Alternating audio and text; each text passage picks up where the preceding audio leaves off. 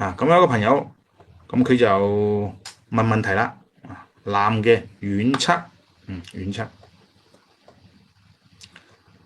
師傅你好，遠測嘅意思係打電話嚟問嘅，通過 WeChat 微信呢啲嚟問嘅，即係唔喺現場見面嘅，呢啲叫遠測遠測都可以㗎嚇。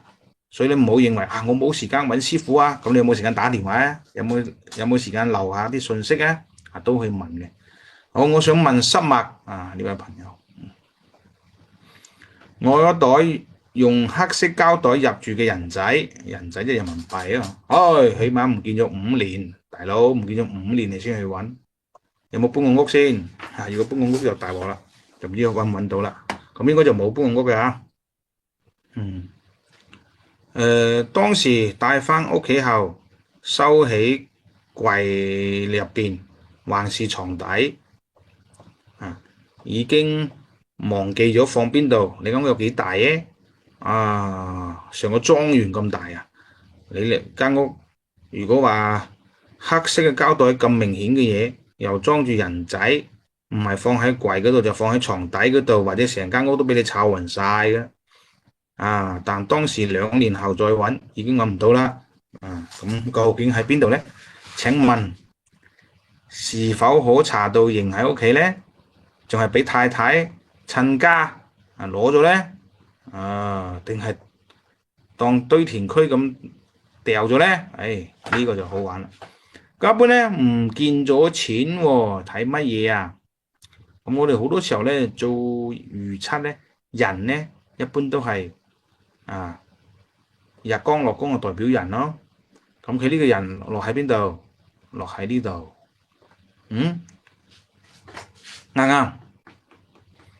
啱佢呢個人落喺呢度，咁佢係申金，日光落宮係申金所以佢打電話嚟問嘅喎。佢打電話嚟問咧遠測咧，因為咧佢係揾我個女嘅佢係揾我嘅女嘅助理嚟問嘅，所以咧我個女嘅助理同佢許嘅盤，咁呢個業務都係女嘅，咁佢睇直符都落喺呢度，咁佢睇直符落喺呢度。咁佢本人咧又空亡又門逼又入墓，咁佢本人有冇能量咧？四害太多就冇能量，冇能量意思係冇能意思係乜呀？冇運氣，運氣好差。咁運氣差，呢筆錢仲揾唔揾到？就好難揾噶啦。呢個單宮嘅判斷一個宮位嘅判定。咁如果當然咧，我哋仲要睇多幾個宮位嘅。你作為一個大師傅齋睇個宮位就唔夠嘅。咁仲睇邊度咧？要睇呢度。咁佢自己落喺呢度，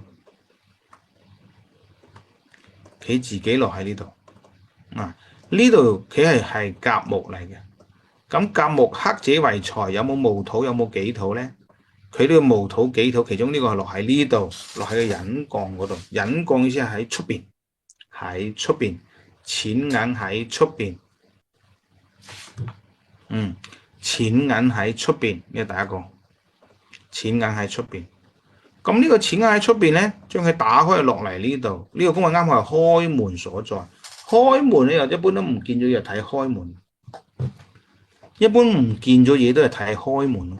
開門代表唔見嘅嘢啦。喺呢個案例入邊咧，呢個己加丙又代表佢唔見嘅錢咯。唔見嘅錢。但係又咁樣睇，己加丙唔見咗呢個錢又代表咩意思咧？臨九天就冇雷公咁遠噶咯噃。臨九天就去咗冇雷公咁遠噶喎。而且呢度有四害喎，即係錢銀咧就肯定有損失嘅。咁錢銀咧就肯定有損失嘅。肯定有損失嘅錢銀。所以咧，佢嘅呢袋錢仲揾唔揾到咧？一個己加丙係佢嘅錢，喺隱幹喺呢個宮位外邊，即係話已經喺出邊噶啦，唔喺屋企噶啦。臨九天又係冇雷公咁遠嘅地方。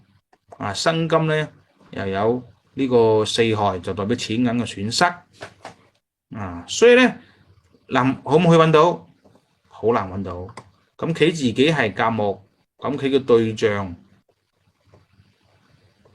係己土咁到時都可以問一問阿老婆嘅但係當然就唔好話人哋攞咗都要問一問老婆嘅，見唔見呢筆錢見唔見呢筆錢？基本上揾唔到噶啦。如果真係揾到嘅咧，睇呢度，因為佢講嘅黑色膠袋入住嘅銀仔，咁己土係嘅人仔，癸水係黑色嘅膠袋，幽門又黑色嘅膠袋，臨九地，床底櫃，你咁樣去揾，如果你真係揾櫃入邊咧，或者床入邊咧，有啲難揾，你可以咁樣揾，有冇俾個櫃擲住臨九地啊嘛？有冇俾個櫃擲住？有冇俾張床一啲地方擲住？你揾唔到或俾床板擲住，你揾唔到要咁樣去揾。臨九地，因為臨九地就肯定係喺啲低矮嘅地方你要睇翻你屋企有冇個地面有冇唔平嘅，就好似電影咁喺個地面挖咗個窿，挖咗個氹裝嘢落去，有冇？牆壁都算噶牆壁都算噶又或者你冇牆穿窿又冇地板有個氹咁極有可能係俾嗰個櫃壓住，或者俾張床壓住，就唔好淨係揾個櫃底下邊、床底下邊壓住嘅地方唔知呢位朋友喺唔喺度喺度嘅話，你就去揾啦。去揾之前咧，又教你一招先喺屋企嘅邊度咧？喺屋企嘅邊度咧？喺屋企嘅東邊燒啲元寶蠟燭，講出你姓乜名乜，住喺邊區，有咩要求就去揾，就揾到嘅啦。燒啲元寶蠟燭喺東邊幾時燒得？記住唔好唔燒去揾，唔燒去揾又係揾唔到嘅。正所謂鬼揞眼，你明㗎啦如果唔係老婆攞咗，你就咁去揾喺屋企邊度揾你唔好話邊度啦，底下全部係底下，有冇壓住嘅地方去揾唔係個櫃入邊壓住櫃底壓住咁樣去揾OK 好，所以咧你哋有機會多啲去過嚟提問題，咁我哋繼續講翻香港一啲新聞啦。本港女多男少，我成日都話嘅，香港係女多男少嘅所以啲香港女仔咧中意一個男仔去嬲埋上嚟。香港啲男仔一個拖幾個你咪諗啦陰盛陽衰嘛，單身盛行126萬適齡港人從未結婚所以你睇下你各位朋友、各位同學，你哋結咗婚你就好爽咯依家香港女多男少，我成日都話嘅，香港啲男仔一拖幾噶，你信我啦，好多都一拖幾個噶你又唔好全拋一片心又唔好俾人趙完鬆趙完唱呢個大鑊嘅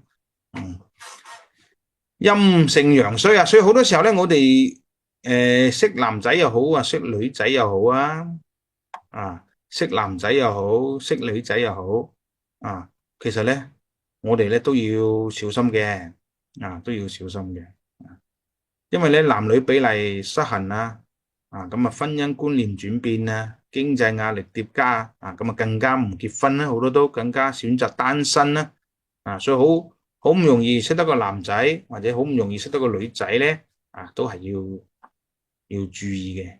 比如話日光落宮代表你自己啦，你落喺呢個宮位咁己土咧係你嘅另一半啦，甲己合嘛己土係另一半啦，咁你另一半同你個宮位五行係相生咧，定係相比和，定係同宮？如果係相生、相比和、相同宮嘅，都喺埋一齊都 OK 嘅。好似呢種相克嘅你嘅另一半屬木，你係屬土，佢係克你嘅，咁咪有排嘈咯。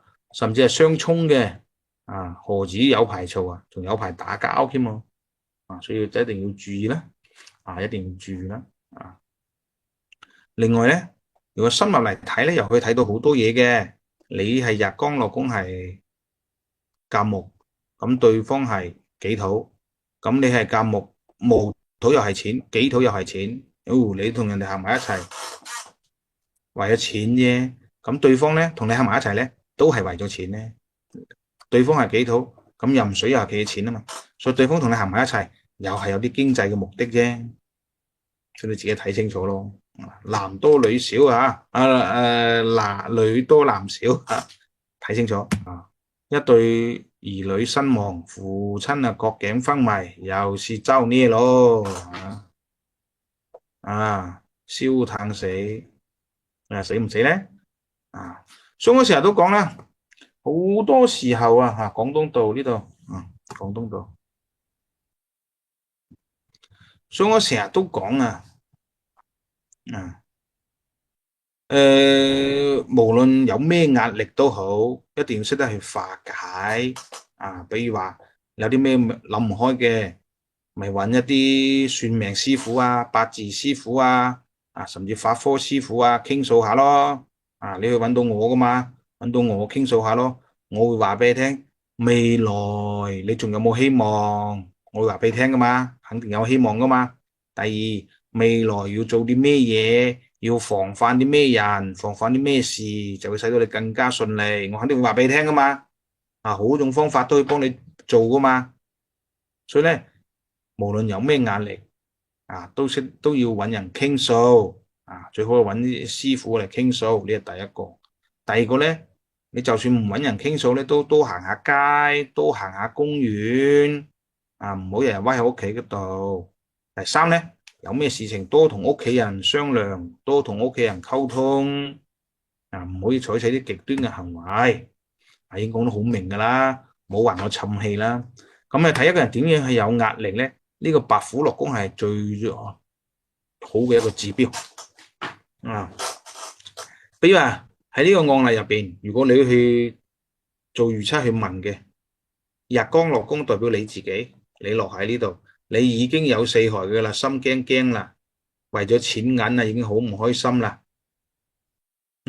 再加上咧，俾白虎帶四害沖克，你本身已經好唔開心噶啦，心驚驚啦，為咗錢銀嘅嘢咧諗爆嗰個頭啦。戊土係錢銀啊嘛，己土有四害諗爆個頭啊嘛，咁又俾白虎帶庚金帶雙門嚟沖克你，小心老細，俾白虎帶庚金帶雙門又帶四害嚟沖克你，呢個壓力係超大嘅，分分鐘會出意外嘅，嗱臨揾人去化解啦。咁呢啲就唔係個別現象咯咁喺一個社會個禮拜有呢啲新聞出咧，就係應該有問題噶咯所以大家要留意下都要為呢個社會咧作出自己應有嘅貢獻。我成日都講嘅唔好話事不關己，高高掛起。咁真係碰到啦，咁都要積極參與去呢啲社會工作上邊嘅碰到就要參與啦，碰唔到就唔好參與啫。好，呢個第一個，呢個香港警員也中招，俾人帶到柬埔寨呢個園區，港府派人去接，呢個好似講過嘅嗬。即係話咧，你識得一個朋友，佢呃唔呃你咧？你個朋友同你傾偈，單對單同你傾偈，佢係咪呃你咧？我成日都講噶嘛，呢個陷宮係你自己嘛，你單對單同佢傾偈呢個陷宮係你自己嘛，呢個離宮就係對方嘛。如果離宮呢個宮位咧有四害嘅，呢個人就唔信得過嘅，就唔信得過嘅所以呢個緬甸呢度咧，係咪柬埔寨呢度咧警員都中招咁我哋大家都要提高警惕嘅。你啱啱識得呢個朋友佢就又呢樣又嗰樣嘅要求，或者話要幫你又點樣點樣咁佢係講真定講假咧？起一個奇門盤睇咯。離宮有四害就係假嘢嚟嘅咯。咁咪理解啦。所以做乜都去做預測嘅。呢個都講過噶啦，呢個。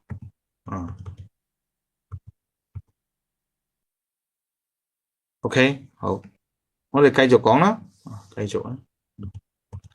呢個喺上一期咧都講過嘅。啱識得個男朋友咧，人哋就走咗數。人哋就走咗數，咁呢啲點樣睇啊？其實又係一樣噶嘛。你啱識得個男人，啱識得個男仔。比如話日光落宮係直符。日光落宮係你自己。咁你係日光落宮，咁你嘅另一半咧就係日光嘅天光午後落宮。咁己土啊落喺呢度嘅。我都成日都講個人代表某一個人嘅宮位，要有四害咧。呢個人咧，品德啊、思想啊、行為啊、性格啊，或者身體嘅狀況啊、健康啊、財運啊，都應該都會有缺陷嘅。當然人無完人，係咪先？